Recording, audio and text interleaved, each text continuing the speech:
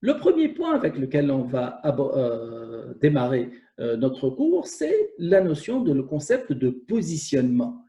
Quand on va parler de positionnement maintenant des banques, des assurances et des établissements financiers, on va parler d'une stratégie, c'est-à-dire d'un choix. Un choix par lequel une institution financière, qu'elle soit une banque, une assurance ou un établissement financier, va construire une image et une image de ses produits et services afin d'occuper une position compétitive et distinctive dans l'esprit de ses clients cibles.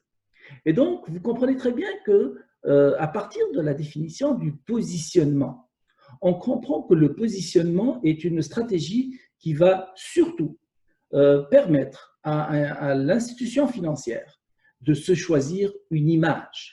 Donc, une image qu'elle va essayer de se faire, de diffuser dans le marché, qu'elle va essayer de refléter sur le marché, auprès des consommateurs dans son marché, et elle va essayer de renforcer maintenant cette image.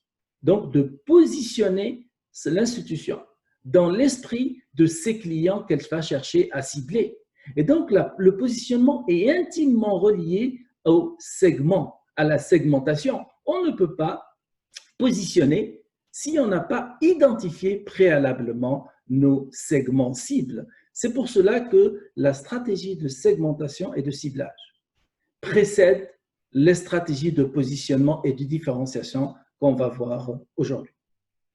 Donc, finalement, le positionnement cherche à manipuler, à jouer sur les perceptions des consommateurs. Qu'est-ce à dire les perceptions des consommateurs? C'est-à-dire on va jouer sur la façon avec laquelle les consommateurs, les clients, perçoivent notre banque, perçoivent les produits et services de notre banque. Quand on va parler de positionnement maintenant, on va essayer de jouer sur la façon avec laquelle les consommateurs, les clients, considèrent notre assurance ou les produits que nous offrons à l'intérieur de notre compagnie d'assurance. Donc, le positionnement est une question d'image et de perception. Donc, vous comprenez très bien, on est ici dans le domaine fondamental du comportement du consommateur, où nous avons essayé maintenant de se construire une image dans l'esprit de nos consommateurs cibles. Bien sûr, comment on peut définir un bon positionnement? Quand est-ce qu'on va dire qu'on a réussi notre positionnement ou notre stratégie de positionnement? C'est à partir du moment qu'une institution financière, qu'elle soit une banque ou une assurance ou n'importe quel établissement financier, est arrivé à convaincre le consommateur d'une certaine image qui le différencie des autres institutions financières rivales ou concurrentes. Qu'est-ce que c'est-à-dire qu'il le différencie? C'est-à-dire qu'il le rend supérieur. Donc, la finalité du positionnement, ce n'est pas uniquement de se choisir une image, mais c'est de convaincre le client cible qu'on est différent des autres institutions financières rivales, mais surtout qu'on est supérieur par rapport aux autres institutions financières rivales. C'est ce que ça veut dire réussir son positionnement. Pour revenir à ce que j'ai dit tout à l'heure, le positionnement est un choix de l'institution. Donc, il émane des désirs de la banque, des désirs de la compagnie d'assurance, des désirs de l'institution de crédit, de se donner une image aux yeux de qui? Aux yeux de ses clients qu'elle va chercher à cibler. Cette image, maintenant, il faut la valoriser, il faut la réussir à travers ce qu'on a appelé tout à l'heure la différenciation. Donc, la différenciation, c'est la valorisation de l'image qu'on aurait choisie dans le cadre de notre positionnement. Bien sûr, cette différenciation et ce positionnement qui sont des choix de l'institution financière. C'est pour cela qu'ici, on parle d'une stratégie qui émane de l'offre, c'est-à-dire qui émane de l'entreprise, mais qui est dirigée vers un segment. Et le segment cible ou les segments cibles, c'est une stratégie qui, rappelez-vous très bien, provient de quoi? Provient de la segmentation du marché, c'est-à-dire c'est une stratégie qui émane de l'analyse de la demande. C'est la principale différence maintenant entre les stratégies de positionnement et de différenciation, qui sont des stratégies d'offres, donc des stratégies de produits, par opposition à la segmentation et le ciblage, qui sont des stratégies de marché, donc qui consistent à analyser, qui émanent de la demande. C'est pour cela qu'en pratique, en marketing, lorsqu'on parle de segmentation et de ciblage, on parle de segmentation et de ciblage de marché, de clients. Alors que lorsqu'on va parler aujourd'hui de positionnement et de différenciation, on va parler de positionnement et de différenciation de produits. Par exemple, maintenant, lorsque on va prendre le cas de la BDM ici, la Banque de développement du Mali cherche à présenter une image. En effet, elle cherche à présenter une image d'être la banque des Maliens résidant à l'étranger. C'est ce qui fait qu'elle développe un pack, une offre, qui est le BDM Diaspora. Et on voit très bien que la BDM cherche à donner cette image sur le marché malien, cherche à convaincre les Maliens résidant à l'étranger. Quelle est leur banque? Comment elle va essayer de le faire? En leur offrant des produits qui répondent à leurs besoins. Maintenant, ça c'est le choix que la BDM s'est donné en proposant cette image et ce positionnement auprès des Maliens à l'étranger. Également, si on prend le cas de la Ecobank, quel positionnement a choisi l'Ecobank? Quelle image elle veut refléter sur le marché? L'image qu'elle s'est donnée est dans son slogan. En effet, quand Ecobank se présente comme la banque panafricaine, donc vous comprenez très bien que Ecobank veut se présenter non pas la banque des Togolais, non pas la banque des Ivoiriens ou la banque des Sénégalais ou la banque des Maliens, mais c'est la banque des Africains. Donc c'est une banque qui est panafricaine. C'est comme ça, c'est l'image qu'elle veut refléter et c'est comme ça qu'elle veut être reconnue par les consommateurs. Donc elle veut être reconnue comme une banque qui est régionale et non pas comme une banque qui est nationale, une banque qui est locale. Bien sûr, plus une banque est globale, plus elle est régionale, plus aux yeux des clients cibles, elle est estimée. C'est l'image que Ecobank a toujours voulu se donner sur le marché africain. Plus que ça maintenant, depuis un certain temps, et ça c'était l'image que Ecobank a voulu se donner depuis une dizaine d'années.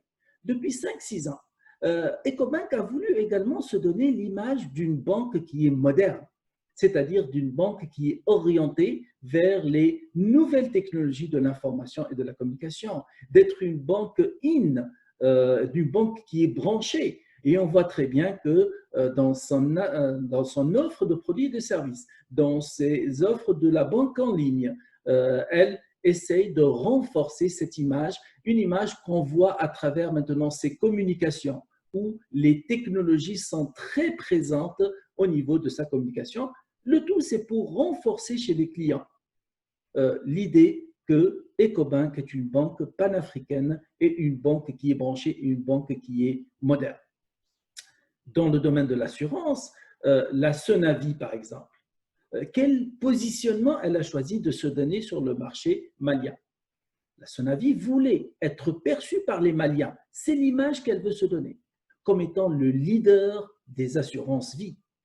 Donc, comme dans les assurances, il y a deux grands types d'assurances, deux catégories d'assurances. Il y a ce qu'on appelle les assurances vie et les assurances non-vie. Par exemple, les assurances auto, l'assurance logement, qui sont des assurances non-vie. La Sonavi voulait être l'assureur des Maliens pour leur retraite, pour les études des enfants, pour les aléas de la vie en général. Et donc, c'est ainsi que la Sonavi s'est donnée comme image ou voulait refléter son image. C'est l'image qu'elle a choisie de refléter sur le marché malien. Et on le voit dans son nom, on le voit dans ses slogans et on le voit dans ses communications. C'est ce qu'elle cherche à refléter comme image et sur le marché malien. contrairement maintenant à un autre concurrent, qui est la compagnie d'assurance Saham, qui n'est autre que l'ancien groupe Colina. Maintenant, quelle image veut se donner Saham aujourd'hui sur le marché malien? Elle veut se présenter comme une compagnie d'assurance panafricaine. Donc, elle veut se présenter comme le leader panafricain. Donc, ce n'est pas une compagnie d'assurance qui a une envergure locale ou nationale. Elle veut avoir une image d'une entreprise beaucoup plus grande, donc d'une entreprise panafricaine. Et on le voit très bien à travers ces différentes offres de produits. Dans plusieurs marchés à travers l'Afrique, Saham est présent, ou le groupe Saham est présent. Plus que ça maintenant, Saham veut se positionner, donc veut donner l'image d'être non seulement un leader panafricain, mais dans l'assurance non-vie, c'est-à-dire dans tout ce qui est assurance auto, assurance logement, assistance, assurance maladie et les autres assurances, mais également la réassurance. Et donc, vous comprenez très bien qu'une institution financière, qu'elle soit une banque, une assurance ou n'importe quel établissement financier, se doit de se définir une image, de se donner une image, l'image qu'il aimerait bien que les consommateurs le voient avec, le considèrent avec. Lorsque on pense à Saham, lorsqu'on pense à son avis, lorsqu'on pense à Ecobank, lorsqu'on pense à la BDM, lorsqu'on pense à la BIM, c'est important que ces institutions financières aient une image. Bien sûr, cette image, il faut que ce soit elles, ces institutions, qui la définissent. Bien sûr, elles vont la définir de quelle façon? En fonction de leurs clients qu'ils vont chercher à rejoindre.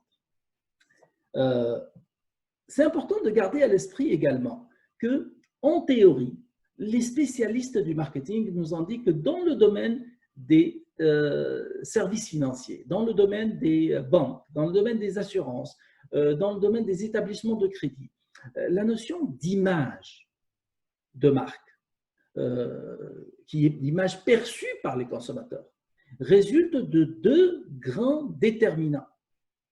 Parce qu'une institution financière, c'est d'abord et avant tout une entreprise. Donc, il y a l'image de l'organisation comme faisant partie d'un secteur économique. Mais il y a également l'image de ses produits, des produits et services qu'elle dessert. C'est ce qui va permettre de construire l'image globale qu'on a d'une institution. Mais cette image globale est également influencée par l'image des autres. C'est pour cela que si on a à considérer la façon avec laquelle les consommateurs dans un marché vont construire dans notre esprit la perception ou l'image perçue d'une institution financière, ils vont accumuler leur perception de l'organisation en tant que telle, dans son ensemble. Donc, ce qu'on appelle l'image institutionnelle, mais également l'image qu'ils ont des produits et services qu'elle dessert, ce qu'on appelle en marketing la personnalité de la marque. Mais également, on tient compte de l'image des autres institutions rivales et des autres institutions qui sont concurrentes. Pour nous, lorsqu'on va définir un bon positionnement, lorsqu'une institution financière va choisir un bon positionnement, elle doit d'abord et avant tout s'assurer qu'il y a une cohérence entre ce qu'elle est prédisposée à offrir aux clients, c'est-à-dire l'ensemble des produits et services qu'elle va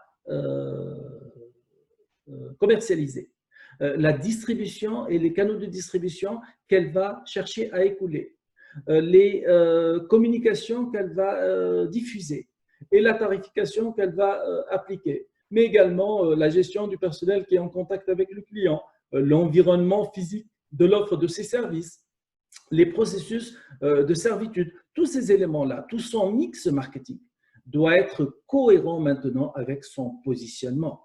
On ne peut pas choisir un positionnement d'une institution financière panafricaine si on n'a pas les moyens d'aller au-delà d'un pays ou de deux pays africains. Donc, vous comprenez très bien qu'il faut avoir ce qu'on appelle les moyens de ses ambitions en termes de positionnement. Il ne suffit pas de se positionner ou de se donner l'image du leader, mais encore faut-il qu'on ait les capacités de s'imposer dans un marché. On ne peut pas être le leader de l'assurance vie si on n'a pas les moyens d'offrir une panoplie de produits et services en relation avec l'assurance vie. Non seulement d'offrir des produits et des services, mais également d'offrir, si on veut se donner l'image d'un leader dans un marché, il faut avoir un avantage concurrentiel, c'est-à-dire une supériorité par rapport aux autres rivaux de la réussite sur le marché.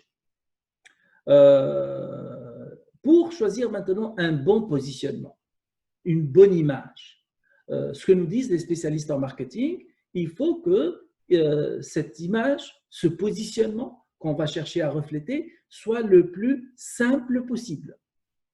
Qu'est-ce que ça veut dire le plus simple possible? C'est-à-dire qu'il soit concentré sur un ou deux éléments au maximum. Parce que si on va chercher à diffuser une image multiple, avec des facettes multiples, on risque d'avoir ce qu'on appelle un positionnement qui est flou. On risque d'être mal compris. C'est pour cela qu'on le voit d'ailleurs dans les institutions financières. Tout à l'heure, quand la Ecobank veut se présenter comme la banque panafricaine, ça c'est le premier critère. Le deuxième critère, elle veut être moderne. Ça c'est un deuxième élément sur lequel, un deuxième atout sur lequel elle va insister. Elle va également présenter des produits de qualité. Et donc, elle veut être leader. Donc, on ne peut pas être leader si on n'offre pas des produits et des services de qualité. Au-delà maintenant de trois atouts, au-delà de trois critères qui vont définir notre image, on risque de mal refléter ce qu'on est et par conséquent d'échouer notre positionnement. Il faut également que notre image qu'on va chercher à diffuser dans le marché, l'image qu'on va chercher à refléter, le positionnement qu'on va se donner, il faut qu'il soit original. Qu'est-ce que ça veut dire original? Il faut qu'il nous distingue des autres. Si toutes les institutions financières se présentent comme des banques panafricaines, finalement, la distinction risque de disparaître. C'est pour cela qu'il faut trouver un positionnement qui est différent des autres, mais en même temps qui soit également crédible. Ça, c'est le troisième critère. Comme je l'ai dit tout à l'heure, on ne peut pas se définir comme une banque moderne si dans l'offre de nos services, on n'offre pas des produits qui sont un peu en vogue avec les technologies actuelles de l'information et de la communication, si on n'a pas des applications mobiles, si on n'a pas un site web qui est à l'image de notre institution, si on n'offre pas des produits et des services qui nous permettent d'effectuer des transactions sur les plateformes mobiles. C'est pour cela qu'il faut faire très attention. Plusieurs institutions se disent faire du e-banking. Est-ce qu'elles font réellement du e-banking ou du mobile banking? Est-ce que ces institutions font réellement du mobile banking?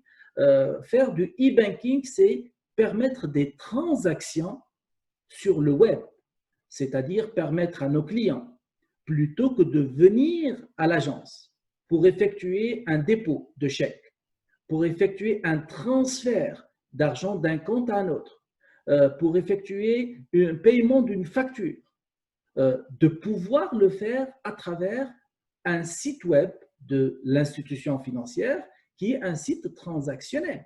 Maintenant, si mon institution financière ne me permet que de consulter mon solde, est-ce qu'on peut réellement dire ou est-ce qu'elle peut dire à ses clients qu'elle fait du e-banking? La réponse est non. C'est pour cela qu'il faut faire très attention pour que l'image qu'on cherche à refléter, que ce soit une institution régionale ou continentale ou globale et mondiale, ou une institution qui s'adresse à, qui cherche à s'adresser à être la banque des résidents maliens à l'étranger. C'est important de s'assurer qu'on a les capacités, on a les moyens de nos ambitions. Il faut que notre image et notre positionnement soit crédible, c'est-à-dire il concorde avec les moyens avec la réalité que nous sommes capables d'offrir. Sinon, vous comprenez très bien que les clients finalement ne vont pas vous croire et par conséquent, ça risque de se retourner contre vous. Et là, plutôt que de développer une bonne image, vous allez affecter votre image. Le quatrième critère de réussir un bon positionnement maintenant, c'est de pouvoir également correspondre à ce que veulent les consommateurs. En effet, il ne faut pas oublier que la segmentation, le positionnement est au service des groupes cibles et il peut varier d'un groupe à un autre en fonction de ce que veulent les clients. En effet, je ne peux pas me présenter comme une banque moderne, une institution financière qui est orientée vers les technologies de l'information et de la communication, qui offre la possibilité à ses clients de faire des transactions en ligne, de faire des transactions en utilisant leur application mobile. Si les clients de l'autre côté ne sont pas prédisposés à utiliser ces services, ont peur d'utiliser ces services et par conséquent, ils ont ce qu'on appelle une attitude négative vis-à-vis de cette façon de faire. Donc, c'est important, encore une fois, de partir de ce que veulent les consommateurs. Si les consommateurs veulent un service rapide, c'est important maintenant d'essayer de donner cette image que nous sommes une institution qui assure un service rapide. Si les consommateurs cherchent un service financier sécurisé, c'est important maintenant de donner cette image que nos services de transfert, par exemple, sont sécurisés. Mais encore une fois, il ne faut jamais oublier qu'il faut qu'on soit crédible, c'est-à-dire qu'on ait les moyens d'assurer ce que nous voulons être. Encore une fois, il faut être original et il ne faut pas faire exactement comme les autres, mais il faut chercher à distancer les autres.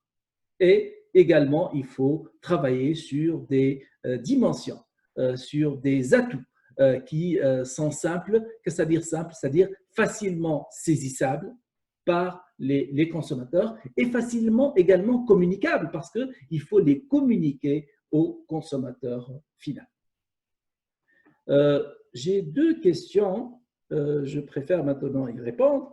Bonjour, quelle sera la problématique lorsque dans le marketing mix avec que tout soit bien mis en place et que l'un des P manque à son rôle? Donc, ce que M. Maïga dit, c'est que si jamais maintenant on a un mix marketing qui est globalement bon, quand je dis globalement bon, ça veut dire qu'il y a un DP qui peut être dysfonctionnel ou qui peut maintenant être inefficace.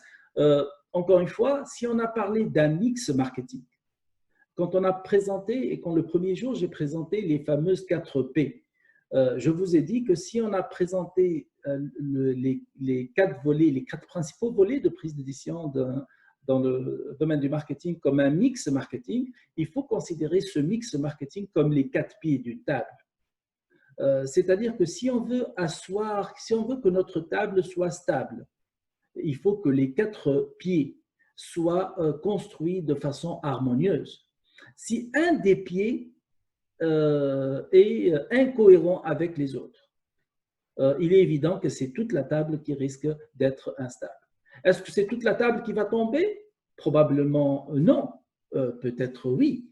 Parce que dans ces 4 P, il ne faut pas oublier. Et là, on va le voir quand on va parler du mix marketing et on va commencer ça jeudi prochain.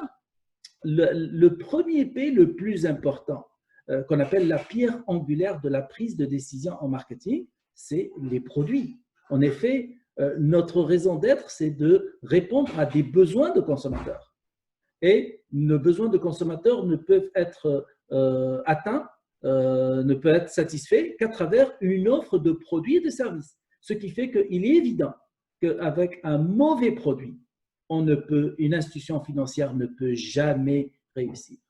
Les clients ne viennent pas vous voir parce que vos produits, qu'ils soient des biens ou des services financiers disponibles à côté.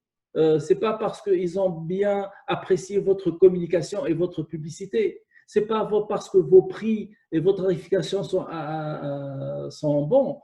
S'ils viennent vous voir, c'est parce que vous offrez des produits et des services financiers qui répondent à leurs besoins. Ce qui fait que parmi les 4 P, il y a un P qui est fondamental, c'est le produit. Maintenant, est-ce que des bons produits et services financiers suffisent? Non. Il faut maintenant les accompagner par de la communication, donc pour que les consommateurs sachent qu'elles existent.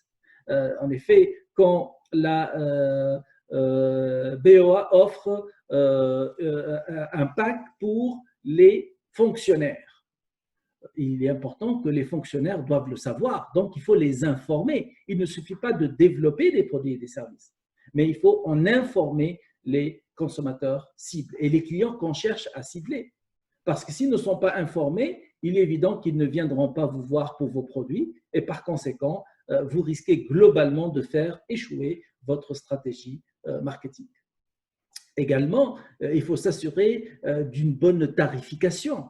En effet, si vous offrez des produits, des bons produits et services financiers, si vous arrivez à les rendre disponibles pour vos clients cibles, si vous communiquez bien, mais vos tarifs sont très élevés, vous comprenez très bien que c'est toute la stratégie marketing qui échoue. Donc, pour revenir à votre question, si un des P manque, il est évident que c'est comme dans une table, si un des pieds manque, l'ensemble de la stratégie risque de tomber. En fait, si un P est incohérent avec les autres, si un des P est inefficace et mal conçu, il risque de fragiliser votre plan marketing. Donc, c'est comme ça qu'il faut voir la chose. Autre question, parfois l'image fait défaut des dits produits. Oui, effectivement. Parfois, une institution financière peut avoir une image à elle, mais ses produits n'ont aucune personnalité. Bien sûr, si les produits et les services n'ont aucune personnalité, ça veut dire qu'ils n'ont aucune image, et un produit qui n'a pas d'image, un produit pour lequel le consommateur ne pense rien. Vous comprenez très bien que c'est un produit que le consommateur ne va pas considérer parce qu'il ne faut pas oublier toujours le processus décisionnel d'achat dans n'importe quel produit et service financier. Le consommateur commence d'abord par, une fois il a ressenti le besoin, par exemple, d'ouvrir un compte épargne. La première chose qu'il va faire, c'est quoi? C'est de s'informer. Quelles sont les institutions financières qui offrent des comptes épargne? Et il va essayer de voir les institutions et il va également voir la qualité du service offert par des institutions en relation avec le produit compte épargne. Si arrivé à votre institution, il n'arrive pas à avoir un jugement parce que la deuxième étape du processus décisionnel d'achat, au-delà de collecter de l'information, c'est de développer des attitudes, c'est d'apporter un jugement. Si le client ne peut pas apporter ce jugement parce qu'il n'arrive pas à se faire une idée, qu'est-ce qui risque d'arriver? C'est au moment où il va passer à l'action, il ne va même pas vous considérer. D'ailleurs, je suis certain que dans votre cours de marketing de base, on vous a parlé de la notion d'ensemble évoqué. C'est quoi l'ensemble évoqué? L'ensemble évoqué est le groupe de marques que vous allez retenir chaque fois que vous allez vous présenter pour faire un achat. C'est-à-dire au moment où vous allez décider de choisir le compte épargne. Je suis certain que dans votre tête, vous avez une ou deux institutions qui est dans votre esprit. Un ou deux choix ou trois choix de compte épargne. C'est parmi eux que tu vas choisir et qui finalement découle de quoi? Découle de la phase d'analyse préalable qui est la phase affective. Donc, ce qui fait en réponse à la question de notre collègue, il est évident que si l'image fait défaut, si un produit financier n'a pas de personnalité, il est évident qu'il risque de ne pas être retenu et que par conséquent, il risque de faire échouer l'ensemble de l'image. C'est pour cela qu'on nous a dit, faites attention, dans le domaine des produits et services financiers, l'image qui se construit, ce qu'on appelle l'image de marque, est une image qui provient de deux grands déterminants. Il y a l'image de l'institution, quand on s'appelle AXA Assurance, quand on s'appelle Sonavi, quand on s'appelle Ecobank, quand on s'appelle BIM ou BDM, on a une image globale. Mais il ne faut pas oublier que le client n'est pas là pour acheter l'institution, il n'est pas là pour être un actionnaire, il est là pour être un client. Donc, qu'est-ce qu'il va acheter? Il va acheter les produits et les services financiers offerts par l'institution.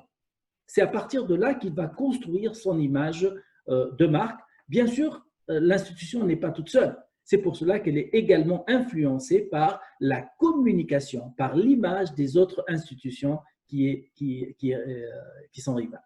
Donc, c'est ce positionnement maintenant qu'il faut chercher à bien définir. Si on veut maintenant élaborer notre positionnement, quelles sont les 3 grandes étapes qu'on va parcourir? Lorsqu'on va élaborer un positionnement, on va d'abord et avant tout définir le segment cible. En effet, vous voyez très bien que le point de départ de la stratégie du positionnement ou du processus de positionnement d'un produit ou d'un service financier consiste d'abord et avant tout de définir à qui on s'adresse. Quel est notre segment cible? Pourquoi c'est important de connaître le segment cible? Pour d'abord connaître quels sont ses besoins, qu'est-ce qu'il veut, qu'est-ce qu'il désire, pour essayer de faire en sorte que ce que nous allons refléter comme image pour nos produits et nos services répondent à ses besoins. Et donc, vous comprenez très bien que le processus de positionnement est un processus qui va venir après le processus de segmentation et de ciblage. C'est pour cela qu'on ne peut pas choisir un positionnement dans l'absolu. On ne peut pas se donner une image sans tenir compte des clients qu'on cherche à desservir. C'est comme dans un discours. On ne peut pas faire un discours si on ne sait pas de l'autre côté qui va être l'auditoire. Qui va être l'auditoire? C'est comme aujourd'hui. Aujourd'hui, j'ai en face de moi des étudiants. Si j'ai en face de moi des banquiers, des financiers, des experts dans le domaine de la banque et de la finance, des gens qui pratiquent quotidiennement, est-ce que je vais avoir le même discours? Bien sûr que non. Je vais adapter mon discours en fonction de l'auditoire cible. Et c'est ce qu'on nous apprend en marketing.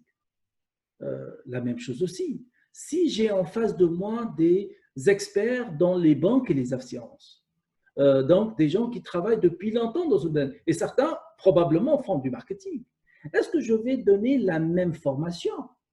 Définitivement, je vais adapter ma formation en fonction de leurs besoins. C'est pour cela que le point de départ, c'est de dire à qui vous vous adressez. Et on ne peut pas définir notre positionnement, l'image qu'on cherche à refléter, si je ne sais pas à qui je m'adresse. Quand je parle d'image, je peux prendre mon cas. Par exemple, moi, je suis prof d'université qui fait énormément de recherches dans le domaine du marketing, en particulier le marketing bancaire. Mais je suis également un consultant qui intervient auprès d'institutions financières. Vous comprenez très bien que le premier jour où je me suis présenté à vous, je me suis présenté comme le prof d'université, celui qui a écrit des livres dans le domaine du marketing, qui a enseigné depuis plus de 30 ans dans le domaine du marketing, qui suit l'évolution de ce domaine du marketing bancaire et financier, qui fait de la recherche pour essayer de comprendre quelles sont les meilleures pratiques de ce marketing. Si j'étais encore une fois en face de gens qui sont des experts dans le domaine, des banquiers qui travaillent depuis longtemps dans le domaine, est-ce que je veux me présenter comme le prof d'université? Non, je vais me présenter comme le consultant, le conseiller. C'est une façon maintenant de me donner une image. Là, vous comprenez très bien qu'une institution financière peut avoir plusieurs atouts sur lesquels elle peut se faire valoir, ce qu'elle peut choisir pour se refléter son image. Maintenant, le choix du positionnement, le choix des atouts sur lesquels je vais essayer de me présenter vont dépendre d'abord et avant tout de quoi? Ça va ou de qui? Ils vont d'abord et avant tout dépendre des personnes à qui je vais m'adresser. C'est pour cela que la première étape d'un processus de segmentation, c'est d'un processus de positionnement, c'est la dernière étape du processus de segmentation, c'est-à-dire le segment cible. Et c'est pour cela que la première question que vous devriez vous poser, chaque fois que vous allez définir votre positionnement, votre image, c'est de dire à qui je m'adresse. Si je m'adresse aux fonctionnaires ou au segment des fonctionnaires, est-ce que je vais donner la même image? Est-ce que donc je vais choisir le même positionnement que si je m'adresse à des entrepreneurs privés? Si je m'adresse à des médecins publics qui travaillent dans les hôpitaux publics, est-ce que je vais avoir le même positionnement, choisir la même image que je vais refléter? Si j'étais maintenant une entreprise, une institution financière qui s'adresse à des médecins qui travaillent dans le domaine privé. Donc, si je m'adresse à des Maliens à l'étranger, est-ce que je vais présenter le même positionnement? Est-ce que je vais essayer de mettre en avant les mêmes atouts que si je m'adressais à des Maliens qui travaillent dans le domaine de l'agriculture? Donc, vous voyez très bien que la notion de segment cible, malheureusement, assez souvent ignorée, assez souvent oubliée lorsqu'on va chercher à définir notre positionnement, qui est un peu l'image qu'on cherche à refléter dans un marché. C'est pour cela que j'insiste beaucoup sur cette première étape. La deuxième étape maintenant, une fois nous avons choisi le segment cible, une fois nous avons par exemple choisi que notre objectif de marché, ça va être les médecins qui œuvrent dans le privé et qui habitent dans les grandes villes ou qui opèrent dans les grandes villes. Je vais essayer maintenant d'énumérer les différences qui me distinguent des concurrents. En effet, c'est important, encore une fois, comme je l'ai dit tout à l'heure, lorsqu'on va choisir les atouts, les éléments qui vont nous permettre de construire notre image. Il faut que notre image soit distinctive. Encore une fois, il faut que ces atouts, on ait les moyens de les réaliser. Il faut qu'elles reflètent notre réalité. On ne peut pas se donner des atouts qu'on n'a pas. Je ne peux pas dire que je suis un expert en marketing si je n'ai pas une formation en marketing, si je n'ai pas de l'expérience dans la pratique du marketing, si je ne fais pas de la recherche en marketing. Donc, vous comprenez très bien, je ne peux pas me donner des atouts que je n'ai pas.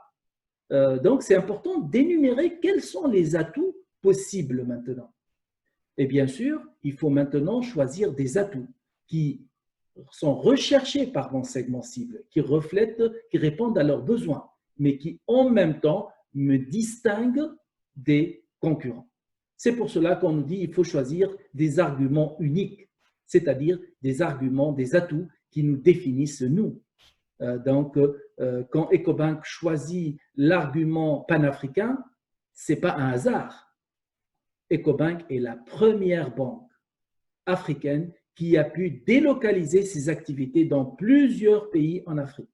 C'est pour cela qu'elle était une des premières à choisir le slogan de la banque panafricaine. Bien sûr, elle a été suivie par d'autres maintenant. La BMCE ou la BOA, c'est une banque panafricaine. La BIM avec groupe Tijari Wafa Bank est une banque panafricaine. Mais est-ce qu'elles peuvent le mettre de l'avant? Non. Pourquoi? Parce que la vraie banque panafricaine et celle qui a distancé les autres, c'est Ecobank. Est-ce que la Société Générale, une banque française, peut se présenter comme une banque panafricaine? Oui. D'ailleurs, c'est la banque la plus présente en Afrique. Mais elle ne peut pas se donner cette image. Pourquoi? Parce que la Société Générale veut se présenter comme la banque française. Et donc, c'est l'image qu'elle veut se donner. Parce que si on veut utiliser plusieurs atouts pour distinguer notre image, on risque d'être perçu, de rendre notre image floue et donc confuse dans l'esprit des consommateurs. Il faut également que les arguments qu'on va proposer soient facilement mémorisables. Donc, c'est pour cela, pour les mémoriser maintenant, il faut qui soit facile à retenir. Panafricain, c'est facile à retenir. Moderne, c'est facile à retenir. Sécuritaire, c'est facile à retenir. Maintenant, c'est important également de le rappeler parce que la mémoire est une faculté qui oublie. Par conséquent, il faut traiter cela. On le voit très bien. Son avis le met dans son nom. Donc, elle essayait de refléter son image à travers son appellation. C'est-à-dire que chaque fois qu'on va prononcer son nom, on va rappeler qu'elle est là pour dans l'assurance vie. Donc, et c'est dans le nom de l'institution elle-même. La même chose aussi, si Ecobank rajoute systématiquement avec son nom l'appellation Ecobank et elle s'identifie comme la banque panafricaine, c'est pour renforcer, c'est pour faciliter la mémorisation parce qu'à la limite, Ecobank peut ne rien signifier.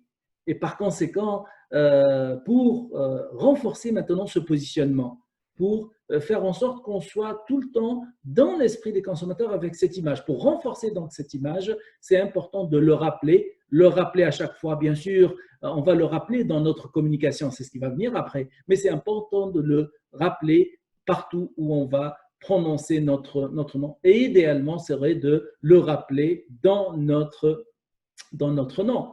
Le problème des noms, c'est que, on va le voir quand on va parler de politique de produits, on ne peut pas choisir des lents noms, parce que le problème des noms très lents, c'est qu'ils risquent de ne pas être facilement mémorisables. Or, ça nous pose un problème. Par conséquent, il faut choisir des noms courts qui reflètent notre identité. Et donc, il faut évaluer également la durée possible de l'avantage, parce qu'un avantage, on peut l'avoir un certain temps. Est-ce qu'on l'a éternellement? Non. Par exemple, une institution financière qui se présente comme une institution moderne. Moderne par rapport à quoi? Moderne par rapport aux outils qu'elle va utiliser pour desservir ses produits et services d'assurance ou de banque. Maintenant, on sait pertinemment que la technologie évolue et par conséquent, aujourd'hui, une institution qui est avancée de point de vue technologique, par exemple, il y a une vingtaine d'années, une institution financière qui arrivait à implanter un système de guichet automatique, était une institution qui est considérée comme très avancée. Aujourd'hui, juste pour votre information, les guichets automatiques, la notion de guichet automatique ou de distributeur automatique de billets est en train de disparaître. Et bientôt, elle va disparaître parce qu'elle est très coûteuse pour les institutions financières et elle est très risquée. Aujourd'hui, la gestion de la monétique passe de plus en plus à travers les applications mobiles. Les cartes aussi, c'était à un moment un indicateur d'avancement d'une institution financière. Aujourd'hui, ça l'est de moins en moins. Aujourd'hui, ce qui va permettre de dire qu'une institution est avancée en termes de carte, quand vous avez la possibilité de mettre votre carte sur votre téléphone, dans ce qu'on appelle un portefeuille électronique. Donc, que votre carte puisse être scannée par un téléphone. C'est ça ce que ça veut dire une institution moderne. Donc, vous comprenez très bien qu'à un moment donné, oui, on peut être une institution moderne parce que nous utilisons des moyens en phase avec l'avancement technologique. Mais ces moyens risquent d'être dépassés parce que la technologie, elle aussi, évolue. Comme aujourd'hui, je prends le cas des chèques. Aujourd'hui, quand on cherche à déposer un chèque dans une institution financière, la procédure traditionnelle, c'est que vous écrivez votre chèque et vous le déposez. Et le chèque est saisi manuellement par l'agent dans une institution financière. Aujourd'hui, il y a des institutions qui permettent le dépôt de chèques dans les guichets automatiques. Et ça, c'est une étape plus avancée technologiquement, puisqu'elle permet à une machine de lire un chèque. Aujourd'hui, même ces institutions financières qui offrent la possibilité de déposer un chèque dans un distributeur automatique ou dans un guichet automatique ne sont pas les institutions les plus avancées. Aujourd'hui, les institutions les plus avancées, c'est celles qui permettent à une application mobile de saisir, de scanner directement leur chèque pour qu'ils rentrent directement au compte. Et donc, il y a un code à barre qui est lu ou un QR qui est lu, qui permet de scanner le chèque, donc l'information qui est en relation avec le chèque et qui est automatiquement déposée dans le compte. Et le chèque en tant que tel n'a plus aucune valeur, un peu comme ce qui se passe dans une institution financière. Et donc, c'est ça ce qu'on appelle être une banque moderne. Bien sûr, si une institution qui était moderne à un moment donné n'a pas suivi ces innovations technologiques, elle risque d'être dépassée. Donc, faites attention, un positionnement, il faut l'évaluer par rapport à quelle durée du temps pour en essayer de l'assurer. Parce qu'encore une fois, il ne faut pas qu'on n'ait pas à un moment donné les moyens de l'image qu'on cherche à refléter.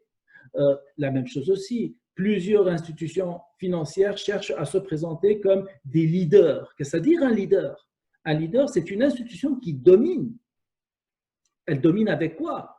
Elle domine avec d'abord et avant tout des parts de marché, c'est-à-dire un volume de clients qui lui permet de dépasser les autres institutions.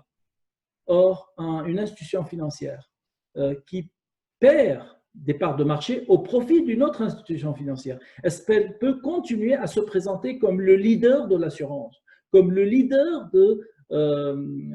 des comptes bancaires? Non. Donc, c'est pour cela qu'il faut faire très attention lorsqu'on choisit maintenant un positionnement et des atouts sur lesquels on va essayer de refléter notre image. C'est important de nous assurer que ces avantages sont limités dans le temps. Et donc, il faut les mesurer pour ne pas tomber en fait dans une situation où notre image ne nous reflète plus.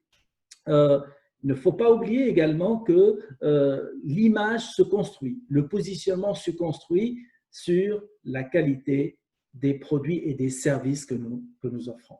Au-delà de l'image de l'institution, au-delà du fait qu'on s'appelle Ecobank, au-delà du fait qu'on s'appelle AXA Assurance, ou au-delà du fait qu'on s'appelle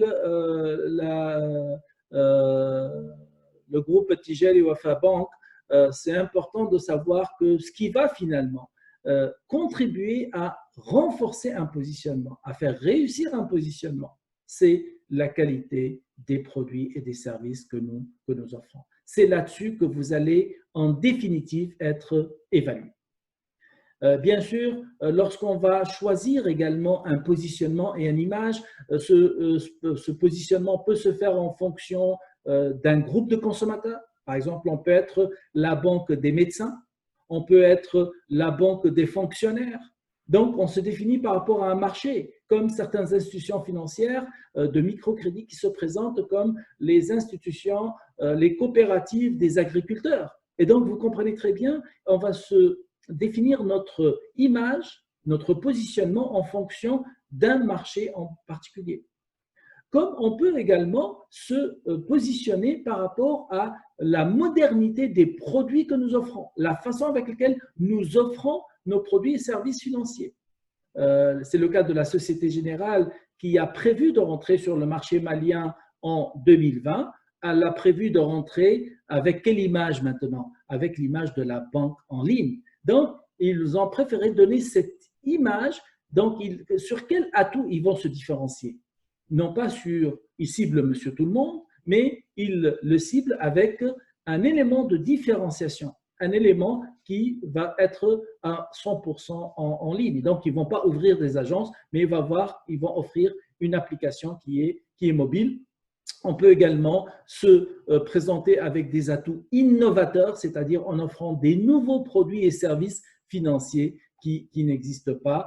Et donc, c'est ainsi qu'on peut choisir ces atouts. Il ne suffit pas maintenant de choisir un positionnement, il faut le communiquer. C'est la troisième étape d'un processus de communication. Donc, une fois que nous avons choisi l'image qu'on va chercher à refléter, il faut maintenant faire en sorte que le client incarne cette image, assimile cette image. Or, la seule façon d'assimiler une image, c'est de la diffuser vers le marché. Or, quel est le moyen que l'institution financière, qu'elle soit une banque, une assurance ou un établissement de crédit, utilise pour diffuser de l'information? C'est la communication. Ce qui fait qu'il y a un lien intime entre le positionnement comme stratégie, l'image qu'on cherche à refléter sur le marché comme stratégie et le P de la communication, qu'on appelle en anglais promotion, qui, lui, va nous permettre maintenant de refléter ou de chercher à refléter cette image aux yeux des consommateurs.